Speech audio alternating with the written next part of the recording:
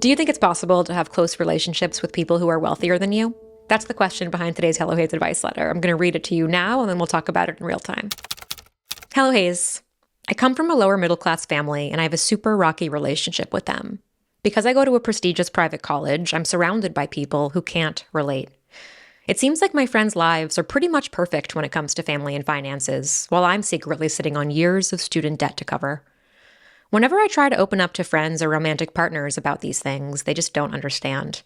They're often impressed that I'm breaking the cycle of financial stress and emotional trauma, but it's still where I'm from and part of who I am. I haven't even made a life for myself yet. My ex-boyfriend's family was great, but sometimes it was uncomfortable that they would fly me out for things or offer to send us on expensive vacations. In the future, how does one navigate romantic relationships or friendships when you come from different socioeconomic statuses? I'm 20 years old. At what point do my parents' finances still matter? How do I cope with all of this? Yours, the poor friend. Gosh, I have been you. I feel like I have been you at this exact moment that you're writing the letter, and I feel like I'm still you. I feel like I still ask so many of these questions that you're asking, though they are a little bit different from me now. And I think I think that's what drew me to this letter, this like confusion I feel sometimes about like reckoning with how my current life is different from the life that I grew up in. And at what point, like, does the life you grew up in ever really leave you? And at what point does your current reality become like more powerful than your past reality? And do our pasts ever leave us? These are questions that I feel like I've been really thinking about a lot lately. So when I read this letter, it felt timely and it felt important. And these questions that you ask at the end, like how does one navigate romantic relationships or friendships when you come from different socioeconomic backgrounds? I feel like at the heart of that question is it possible? Like, is it possible to have relationships with people who are different? And behind that different, I think what we're really asking is like, am I doomed? Am I doomed because of what my family experienced? Am I doomed because of what I experienced from them or with them? Or am I ever going to be able to relate to normal people or better people? Because I think at the heart of this is often like these people have it easier than me, and we assume easier is better, or maybe we feel jealous of what we assume that they have. And I think the answer is yes. The answer is yes, it is possible to have good relationships with people who haven't had the same hardships as you. And in my experience, it's mattered so much it's mattered so much less whether they're rich or not, or whether they had, quote unquote, perfect families or not. And it matters so much about that person's emotional intelligence, or like that person's interest in connecting with hard parts of themselves, that person's curiosity in me. I have had relationships with people who are so rich, and some of them made me feel really bad about myself, not even necessarily because of things they explicitly did, but like sometimes the relationships didn't work, and the wealth was sometimes the reason, sometimes not. But I also, some of the most emotionally meaningful and supportive friendships I have today are with people who have so much more money than I do and probably will ever have. And when I think about those friendships, those relationships, the big, the big identifier in those people, I guess, is their willingness to acknowledge their money and their wealth and that privilege. Like, it's something that they're aware of and that they bring to the conversation. Like, I'm thinking of one friend in particular who's a newer friend, and she like self-identifies as rich, which I actually really appreciate. She's that rich that it's like a nice thing. And she was getting ready to give birth to her next kid, and we were talking about some of the things she's nervous about. And at one point she made a comment. She's like, look, like at the end of the day, I'm rich and I'm going to be able to pay for a lot of things that are going to make this easier. So she was sort of saying it in a way of like, I don't have that much to complain about. And we kind of laughed, but I replied to her, I'm like, because she sees that, because she sort of sees the humor and part of what she was saying, I wanted to make sure that I met her at like, yes, you will have help and access to things that other people in your shoes won't, but that doesn't mean you don't also have a right to your fears and anxieties and unique experiences as a mother, right? Having access and having money doesn't like somehow make you immune to pain or stress, or like you don't have a right to feel that, right? I wanted her to know that she still has a right to feel anxious and scared and nervous. But that friend brings just kind of an awareness of her wealth to our conversations. But you know what else that friend has also experienced great grief in her life. And I think that, when I first met her, actually, one of the things that I think maybe I had opened up to her about something from my childhood and just some of the complicated family stuff I have, which I don't typically do. And I have been trying to do that more when I feel comfortable, when I get a sense from someone that they're going to get it. This friend, I had said something to her and she goes, yeah, I could sense that. And I said, I could sense the same in you. And I think that, money aside, people who have been through hard things, who have kind of spent their lives as a result, maybe trying to understand themselves better, trying to figure it out, wanting to feel better, wanting to be better. Like, I think you can kind of spot that in other people. And regardless of money, I think that common connection can be really like, that can be where bonds are made, so long as both people are also bringing an awareness of their privileges, I guess. But at the same time, I don't think that friendship is about like constantly acknowledging privilege and, caveating everything you say. I don't think friends should have to caveat their true feelings to acknowledge differences. I'm rambling now, but I was thinking about that friendship, and I was thinking about some of my other friendships as proof of like, yes, these relationships can work, but they're also, but it can be hard. I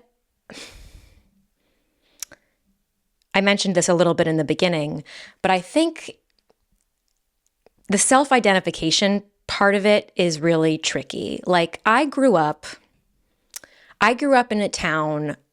Now the town is very wealthy. And when I was growing up, there was a very wealthy part of town, but there also was a very working lower middle class part of town. It really ran the gamut.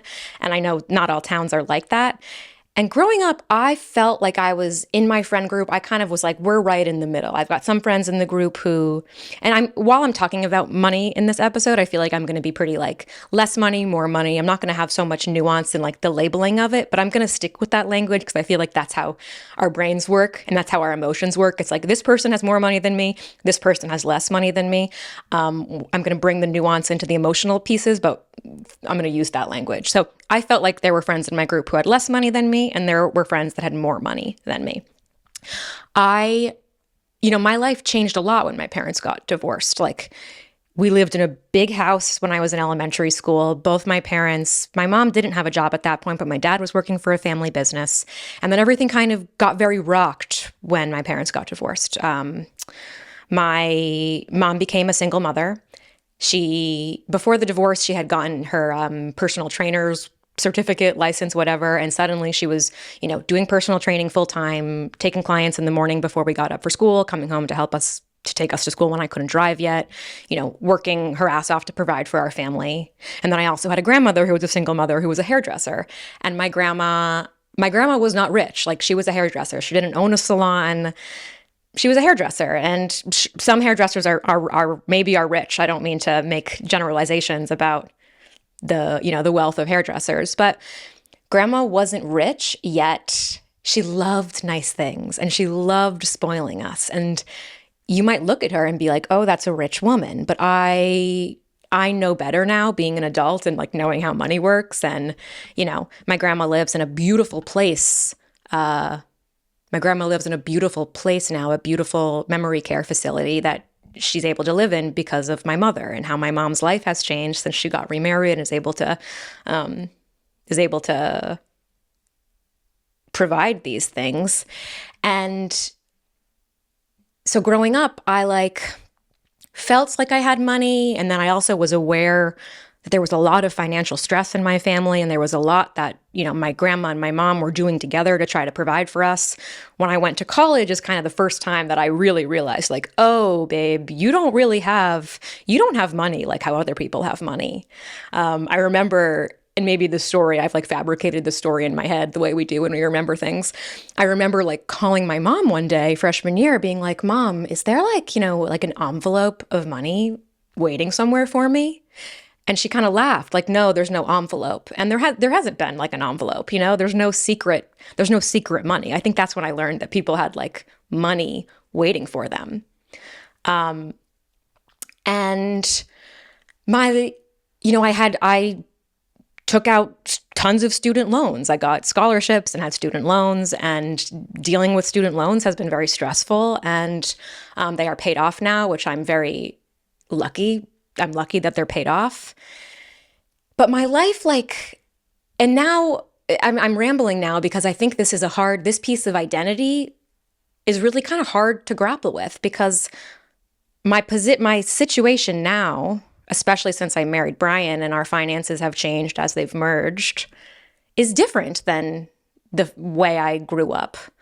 It's different than the way I grew up, yet I still identify with a person. I still identify as the person who has a lot of financial insecurity. And that financial insecurity was generational. And I still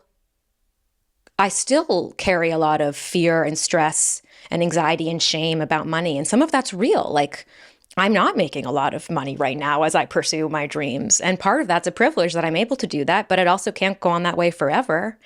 And I think it's just been I bring all of this up because you're asking how do I cope with this? How are my relationships will my relationships be able to work? And I think that the breaking patterns of financial stress, making a name for ourselves, breaking family trauma, it's a fucking long process. And you, my love, are you're asking really good questions at 20 years old, questions that I don't know if I could have articulated or if I was able to relate back to the financial at that point, but I certainly can now. And it's hard. It's hard. And I think if you achieve your goal of making money for yourself and breaking these patterns, you will have some of the same questions that I have. At what point do my parents' finances still matter? To me, it still matters very much. I still feel so defined by the way I grew up, defined by some of those challenges, almost proud of it, proud that I'm able to grow up from it. But at what point do you have to be oh, that is no longer me, actually. I can't hold on to that experience because it's no longer mine. Or is the experience always yours because it is what you grew up with and we can never escape our past? It would be an interesting thing to talk with people who are even older than I am, who people in their 50s and 60s, say, who grew up with a lot of, whether it's financial trauma or emotional trauma or whatever, intergenerational stress. Do you still identify with your situation from when you were a kid until an adult? At what point does that change? I don't really know, but it's something that I do think about a lot. What else did I want to tell you about this? There's something else there's so much else. God, there's so much else. There are so many lines in here. I think I want to talk about, they're often impressed that I'm breaking the cycle of financial stress and emotional trauma. There's something in here about how people, there's a certain amount of assumption that's always going to be there. If there's one thing about people, all of us, is that we be making assumptions. We be making assumptions all of the time. And, it comes up, I think when I notice it the most, and when I notice it the most is when I'm talking with someone and they clearly think that we are the same. And here I go again with I have some pride over and feeling different, but I might be talking with someone who is in a similar tax bracket to me now, or we live in similar size homes, or On the outside, it looks like we have the same type of life. They might say something like, you know how we grew up. I've had people talk about about vacations and traveling, and they were like, you know what it was like growing up like this. And I never say anything in those moments. I rarely say anything in those moments. But what I'm thinking is like, no, I don't know what that's like, actually. I went on, I can think of one family vacation I went on before my parents got divorced. I can think of one. We never went on vacation. Like, I don't actually know what that's like. I know what it's like now traveling with my husband. But no, we don't have that in common. We don't have that in common at all. And it feels, I feel less shame about it. Like when those moments happen, it's not so much that I'm like, wow, I feel bad for myself, but it's that feeling of being misunderstood, which is what I'm picking up from your letter. Like when they say, wow, it's amazing that you've overcome that, it not only like others your family in a way that like you're allowed to be pissed at your family, you're allowed to other them, but you don't need other people making judgments about them. It's like the little sister thing. You can talk, I can be mean to my sister, but you can't be mean to my sister. So it's not only that they're making a comment about your family, but they're also like taking away a piece of your identity. And even if it's a piece of your identity that you struggle with, it's still yours. And it hurts to be misunderstood like that. It does. It makes it hard to want to connect with people. And I can really relate to it. And,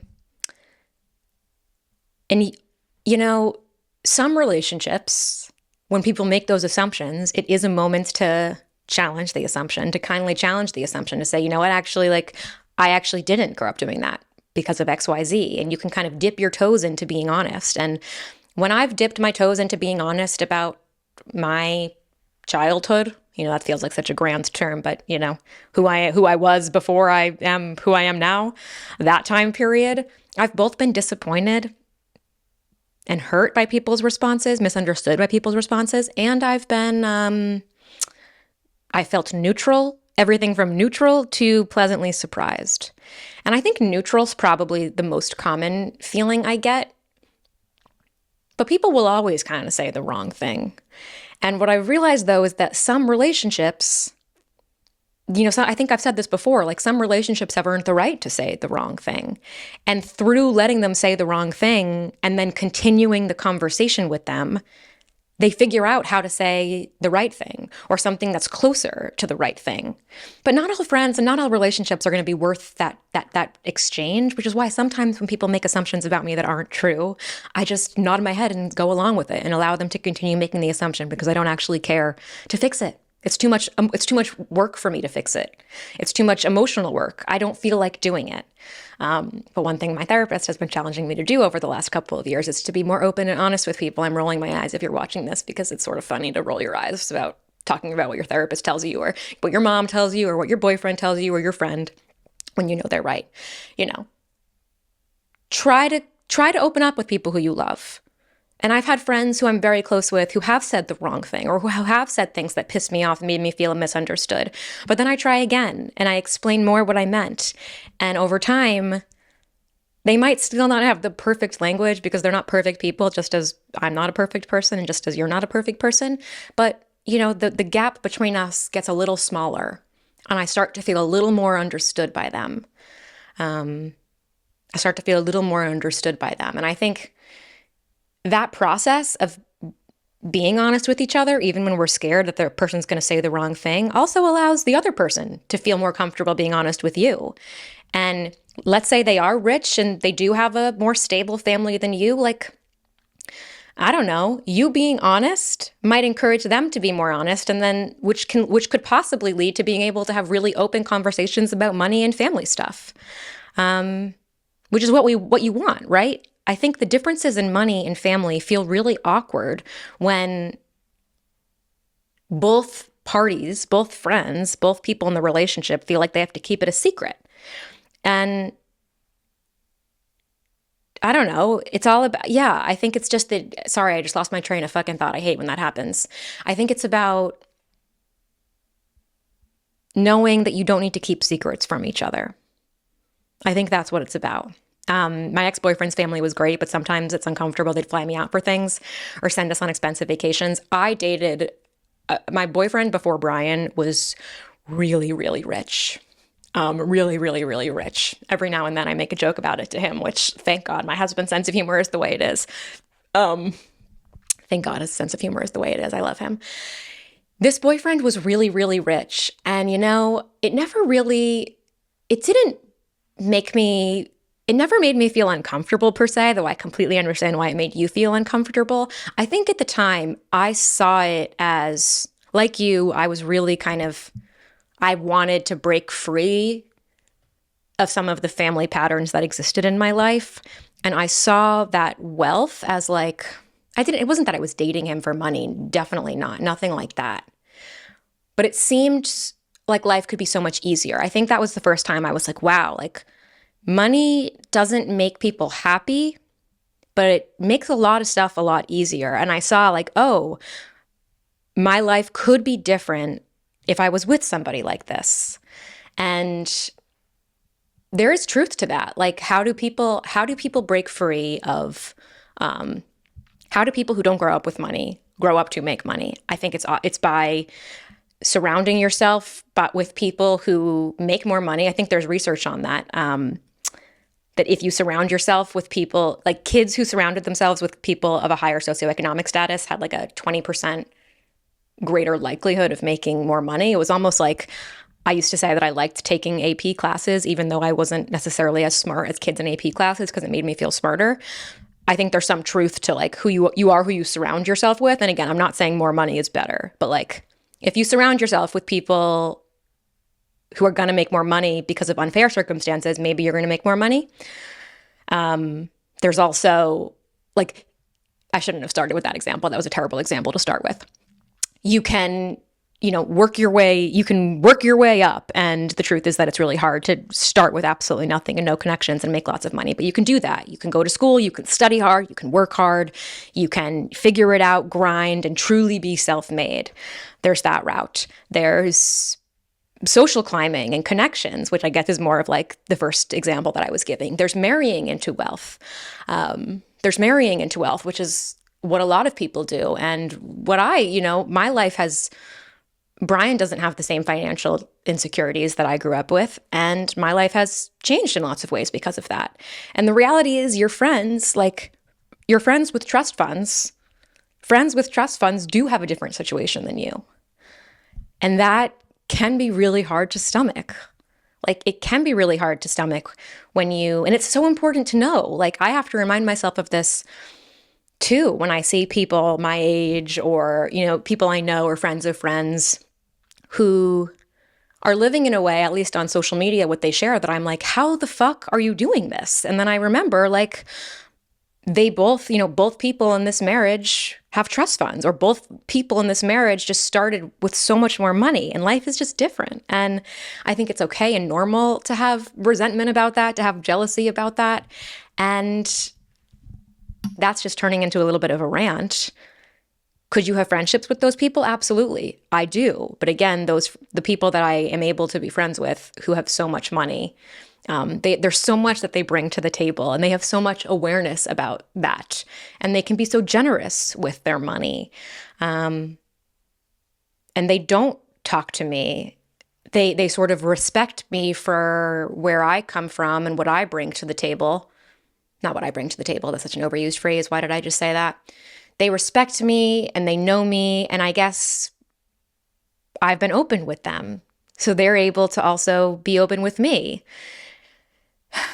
I don't know. I feel like I've been talking a lot about my friends who are richer than me, but I, of course, also have friends who don't have the same financial privilege that I do. Some of my closest friends, we make different amounts of money, and our family situations are different. And there are moments where I realize that. There are moments where I realize that in our conversations, and I try to also be aware of it and make sure that, say, when we're talking about, the price of homes, that if I make some comment about if I make some comment that could be seen as inconsiderate, I'll acknowledge that. Or we just talk about, I don't know, I found that talking about money more openly makes it less awkward. and I say this not to scare you, but I do feel like you will have some work to do to shirk this shame you feel. Because ultimately, like the boyfriend that you're referring to, that they would offer to fly you guys out for things or send you on vacations that were expensive.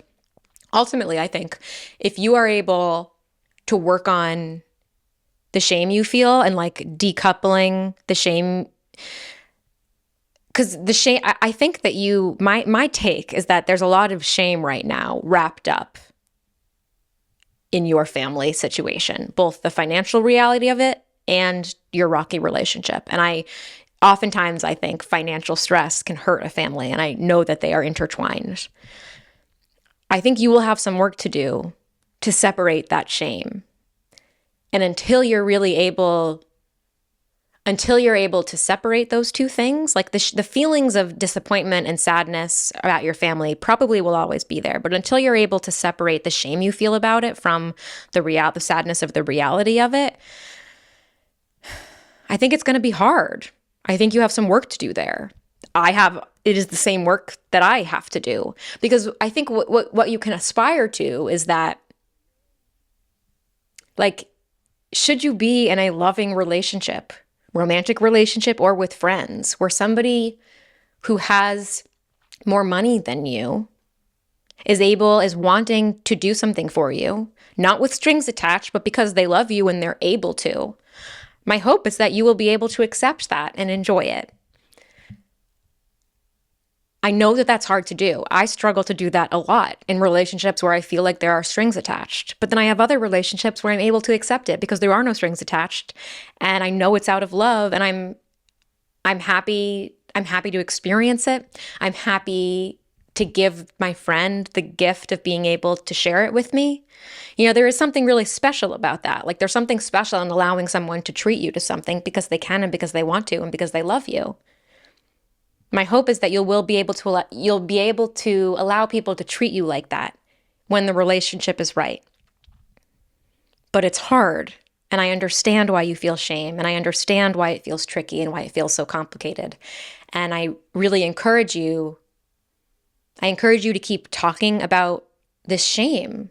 And I really, I want you to free yourself from it. I want you to know that your family's, where you come from, doesn't define you, but it is a special part of you. And it can take up as much space in your life as you want until the shame you feel about it starts like dictating your decisions.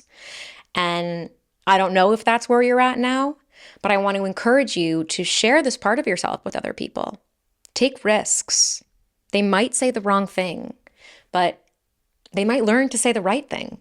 How many times have you probably said the wrong thing? How many times have I said the wrong thing? You might think I said the wrong thing at some point in this episode.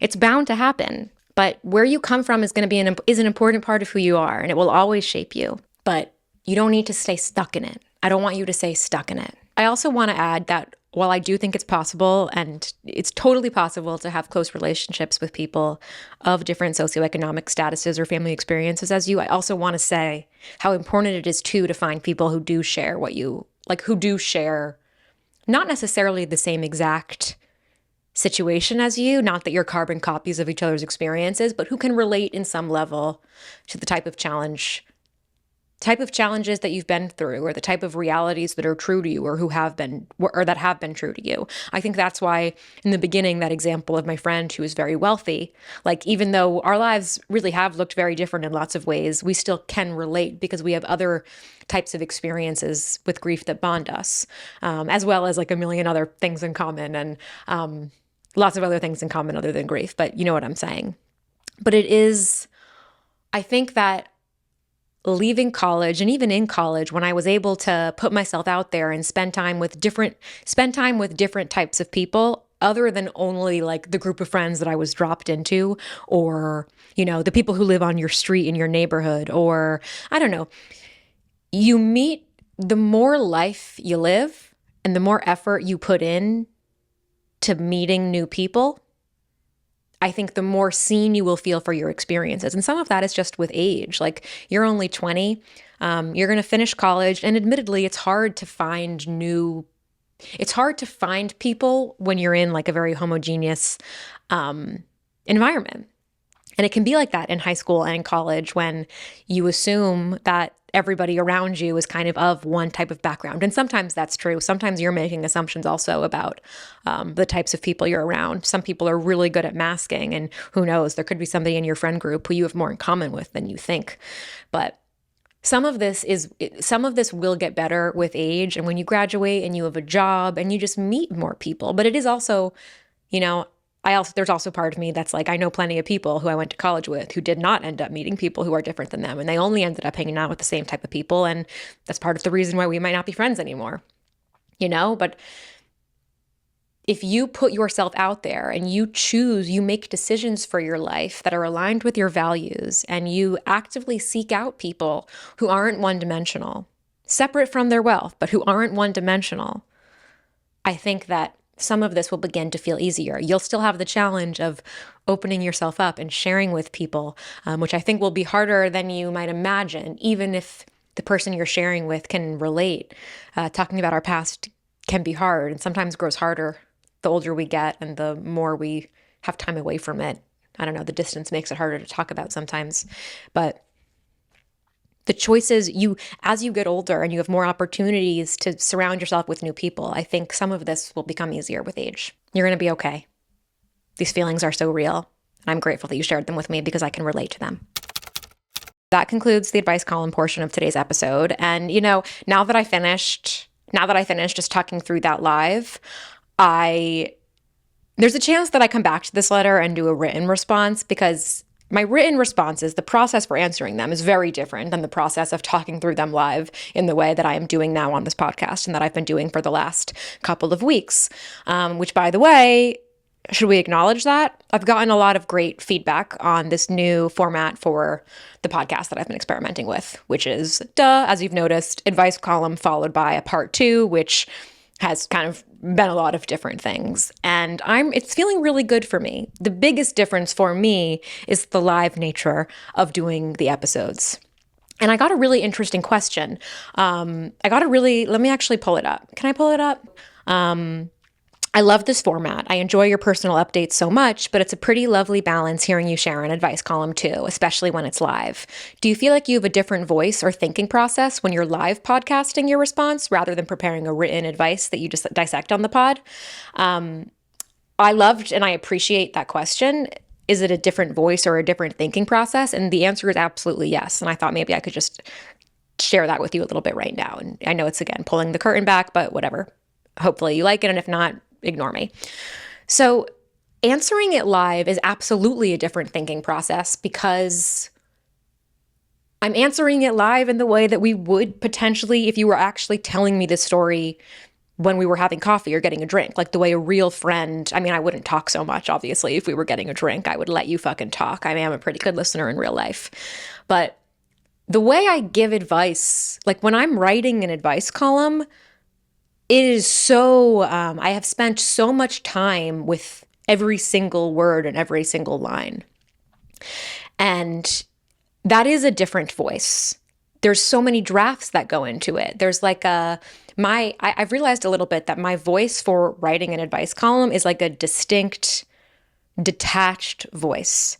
It is a voice that I achieve through my writing. And it sounds similar to the voice that you're hearing when I'm just talking live, because it's a honed, practiced version of that voice, but it's a crafted voice. Whereas the voice that I'm doing live is my true inner monologue. And there's some work that I can do when sharing that inner monologue. I can have an outline, I can have talking points, which I could, potentially be better at. But there's something very freeing. For me, there's something very freeing about doing this live, because I was putting so much pressure on myself before that my podcast advice columns needed to sound the way my written advice columns do. And my written advice columns, when I say that, I'm referring both to my Substacks, but also to when I would do the short advice columns on TikTok. Those were written, I wrote those. It was a slightly different voice than the Substack because I was writing for short form video, which is a little bit different, but they were all written. And I was putting so much pressure to make these hour-long episodes where like a 15-minute response 3 times, because I was doing 3 letters, was the written voice. And that's not what a fucking podcast is, or that's what some people's podcasts are, but it's not, that wasn't sustainable or interesting to me. Whereas doing it live feels interesting because it's almost like such an aggressive shift in a different direction that it frees me of that perfectionism, or it frees me of the instinct, the impulse to say it in a writing way. It just allows me to just give you my initial reaction. And the initial reaction, of course, is going to miss some things. And I hope that, I'm going to give myself grace for when I miss some things. And I hope you can give me grace too. And if you see something that I didn't, or you see something that I didn't mention, you can always share it in the comments. I'd prefer if you don't say it like, this was a miss. I really hate that language of like, that was a miss, because we would never talk to friends like that when we're in conversation with them. If you're talking with a friend, you wouldn't, and they responded to you or they said something, you wouldn't be like, that's a miss and let me tell you why. You would just engage with them, right? You'd say, oh, what about this? Or, oh, but what about, I just said that twice. But we wouldn't say that to a friend, and maybe it's unfair of me to want to have our dialogue be more like we're in a conversation, when the reality of making a piece of content and work and putting it out isn't really a conversation. But I'd like to think that it is, I guess. And if I'm fostering, it's my world that I'm building, it's my work. I don't really have control. I should say that to myself. I don't have control over how people want to interact with it. But if I had my say, we would all be giving each other the benefit of the doubt, I guess. We'd all be giving each other the benefit of the doubt and engaging with this work more as a conversation, at least in the podcast format, when I am coming on here vulnerably, raw, live. I don't know, something about doing it live, knowing that I'm not going to edit it, has sort of freed me, I guess, of some of the shackles that I was putting myself in, the fear I was feeling about saying the right thing, needing to be perfect. Can't be perfect when it's live. Can't be perfect when it's live. No teleprompter here. It's just me. And I was chatting with Elliot. Elliot sent me a message, and I know I need to respond. And they were like saying how much they like this, and though they miss the preciseness of some of my written responses. And I get that. And I really appreciate that specific feedback about like, I think I am very precise with my language when I am writing a response. And I feel I don't miss the precision of my writing because I'm doing it privately, but I know that precision of the advice and the precision of my work might be missing. So I remember that, I hear that feedback, and I will, as I'm figuring out all of these formats and trying to scale them and get into a good groove with all of the places that Hello Haze shows up, I hear that, and I want to bring that precision to you too. So thank you for that. Any other thoughts you guys have on this format? Only other thing I'll say about the fucking format is just like the power of like trusting relationships. I am connected with this company that will help me with advertising when the podcast is ready for advertising. And this guy that I work with, his name's Ben. From the moment I met Ben, I had a really good vibe about him. And I've met a lot of people in this space that have not made me feel good about myself. And some of that's my own bullshit. Like some of that's my own insecurity and whatever. They say something and it triggers me and blah, blah, blah. True. But I've met some people who just like only want to tell me what they think I need to do without trying to get to know me at all. And when I met Ben, I had a good feeling about Ben. We really connected. And Ben hasn't made a dollar from helping me and working with me and meeting with me, but he kind of believes in me. And we've been having conversations for about a year now, which makes me feel sometimes disappointed in myself that it's taken me so long to figure this out. But hey, he would tell me that, do you think podcasting is easy? Do you think this is easy work? And, I'll nod. But the fact that Ben has not pushed an agenda on me and has really been there to help and has helped, has kind of gone above and beyond. He's gone above and beyond in a way that a lot of people haven't for me. I will say that. a couple of months ago, we were talking about some of my new formats that I've been experimenting with. And I said, I'm interested in maybe doing advice columns again, but I also really love these other episodes that aren't advice column and I'm really enjoying them. And he gave me the idea. To do them all in one. He's like, what if you open with an advice column and then spend the second half doing these other formats and talking about whatever it is you want to talk about? And I was like, I will try it. And I was willing to try it. I think anybody else suggesting it might have made me feel, like, what's the word I'm looking for? I might not have taken it well. Like if anyone else suggested it, I probably would have been like, you're pushing me into this advice column box that I don't want to be in. That's probably how I would have felt. But because we've built like a trusting relationship and he hasn't pushed me before, like I was willing to try it and it's been a good idea.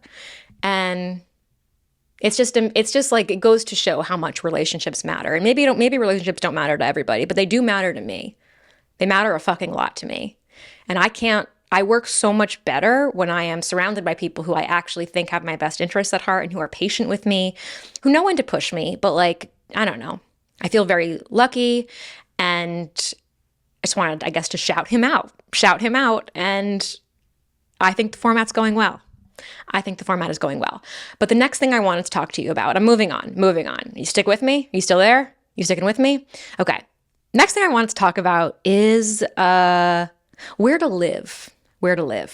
Now, this came up because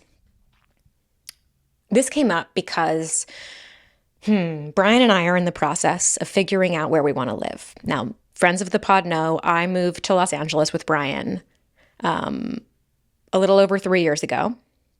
It's been 3.5 years almost. Is that right? 2.5 years, 3.5 years? It's been around 3 years since we moved from New York City to Los Angeles for an adventure.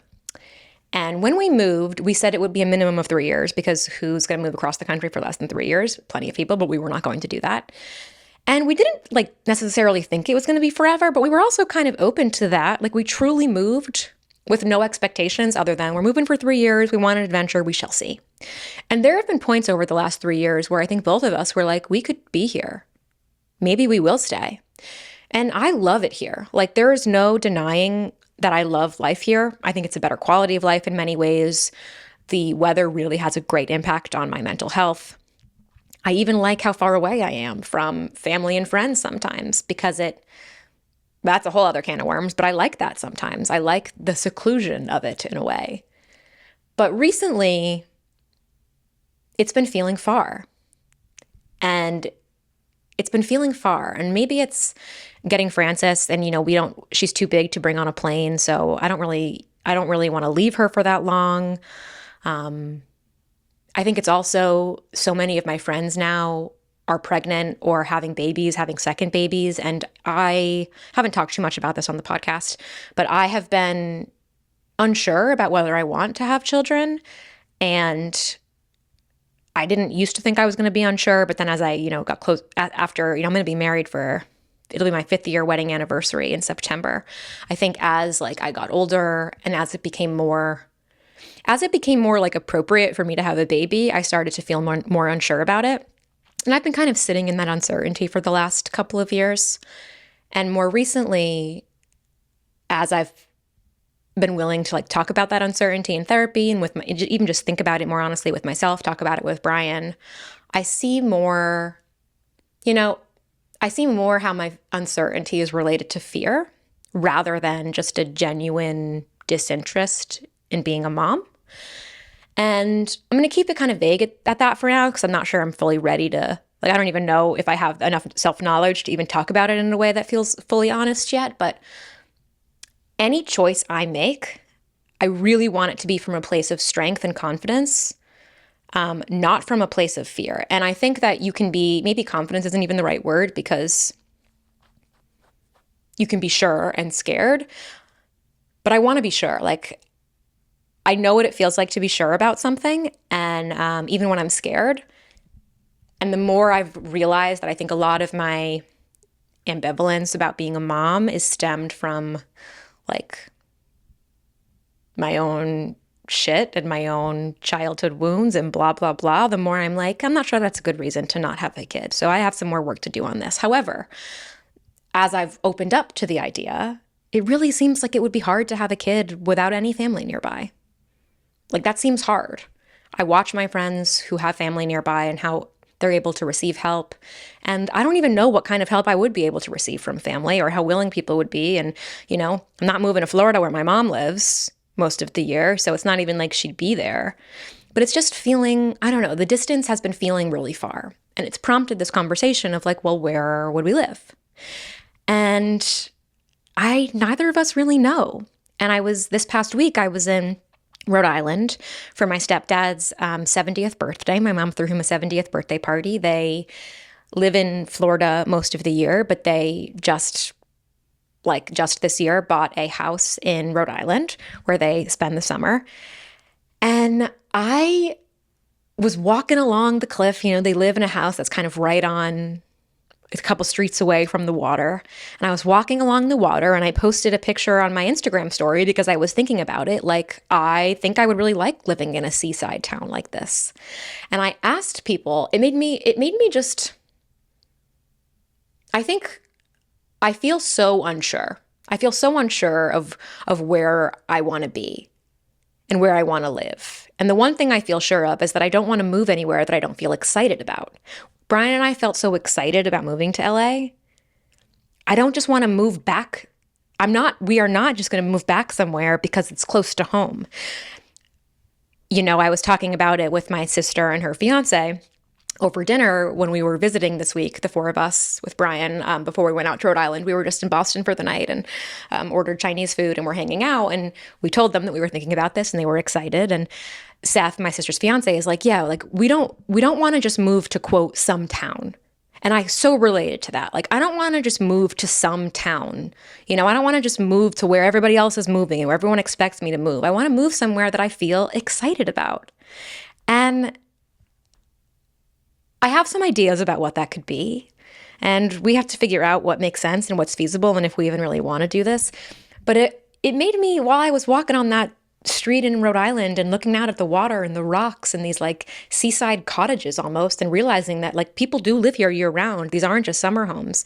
I was wondering, like, do you guys feel this way? Do you feel unsure about where you want to live? And I posted the question on Instagram and I got, it's always funny to me, like what people respond to. And I got hundreds of messages. What did I actually say in the specific comment?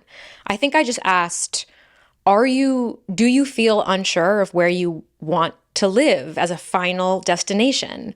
Or was it, let's see, let me actually read the exact thing. Please pause. Don't go away while I search.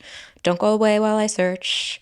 Should I keep talking so that you hear my voice? You hear my voice. Here it is. I said, I'm very curious. Have you always known where you wanted to live, like as a grown-up? Does the final location feel obvious or inevitable to you? Or are you unsure or feel like you have many options? And it was really interesting to read the reactions, but like most people feel really unsure. Is that even true? I shouldn't say most people feel unsure if I didn't do a full like research analysis. Let me read you some of them. I moved back to my hometown a few years ago and still feel so torn by the question of living near family or living where you want to live. I've learned to embrace where we are and enjoy it for now, knowing that nowhere is permanent. I've craved a permanent landing place, but I've realized I'm happier knowing that I can enjoy things for what they are and change my mind later if I need to. I love that. I love that mentality, and I have been trying to tell myself that and even tell Brian that, like, as we think about what's next. Like, we don't need to pick the place we're going to live forever. That's way too overwhelming. But like how to balance that with wanting to feel comfortable and wanting to go somewhere without the plan to move. I don't know. It's a hard balance. I think, what I was thinking about reading some of these, but I can see that I'm not prepared to do that. I can see that I'm not prepared to go through and read them in an interesting way. Maybe I'll do a roundup of some of the responses and share them in a different way. But doing a quick scroll, like, there is a mix. I'm noticing that some people are living in places because that's just where family is and they never really considered anything different. However, they do still feel a pull. I heard a lot of unsure and deeply like kind of deeply unsettled by that, deeply unsettled by the choices. I see people unhappy in the cities that they're living in. And it's really fucking hard. I don't have anything wise to say about this now, but I will share more as I continue on the journey. I think what's feeling very true for me right now is the thing that Seth said about I don't want to just pick some town, and something that Brian and I were discussing. Like, it is very respectable to pick a place to live because it could be good. It's good for kids. But that isn't why I want to pick a place. Like, I want to pick a place that I would like to live even if I didn't have kids. I want to pick a place that I'd be excited to live in no matter what turn my life takes, if that makes sense. And maybe that makes me selfish. I don't think it makes me selfish. I think I'm trying to, I really want to make sure that I give myself the greatest chance at being happy and being satisfied. And I know how much just my surroundings impact that. It's not everything. I've had plenty of challenging months while living in a place that I love. So it's not a cure-all, but like, I don't want to move somewhere because that's where I'm supposed to move. And maybe that's just like the stubborn kind of rebel in me, but I think you guys understand what I'm saying. You want to move somewhere you feel excited about. And I'm curious to hear what everybody listening to this episode, if you didn't chime in on Instagram, let me know in the comments. Like, do you feel certain or do you feel unsure? And what are the questions that you're dealing with there? If anyone wants to write me a letter about moving in this topic, I think it could be great to explore in that advice column format. Send your letter to hellohazadvice@gmail.com. And, we chose LA. We chose LA kind of randomly. And I'm curious why now the decision's feeling so much more serious. And like, what advice could I give to myself? Like, how could I take some of the energy that I had 4 years ago when we were planning this move? How can I take some of that energy or that lens and apply it to this decision now about what we're going to do? I could use some of that, because I don't know if I want to have kids. And if I decide I want to have kids, I don't even know if I'll be able to, right? There's like so many uncertainties about all of this. That's a big open-ended question to leave on. But I think that's all I have to say about the moving piece right now. I'm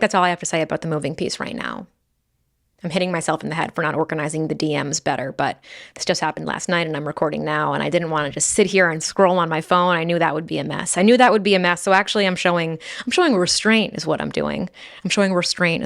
Maybe I'll do like a carousel. I'll take pictures of them. I don't know. Lots of things I can do. I wish I had just like a little mini me living in my head who could take some of these ideas and just like fucking do them for me. Just like make it happen. As soon as I have the thought, that would be great. It would be great. Would that be a great use case of AI? I don't know. That's a whole other fucking conversation. AI. I got lots of thoughts there that I don't even know how to make out of, but it would be cool if I did have a mini me in my brain that hurt nobody, that had no implications for people's jobs or ruining the world, but could just like help me out and, help me execute on some of my ideas. Anyway, I think that's it for today's episode. My face is about 1,000,000 degrees. My armpits are wet. I need some water. Francis and Brian are getting back from the groomer shortly. We took her to the groomer. He took her to the groomer for the first time ever. She's 6 months in literally 4 days. And I read that it's important to take the dog to the groomer before 6 months. We have bathed her at home, which she does not like, but she allows to happen.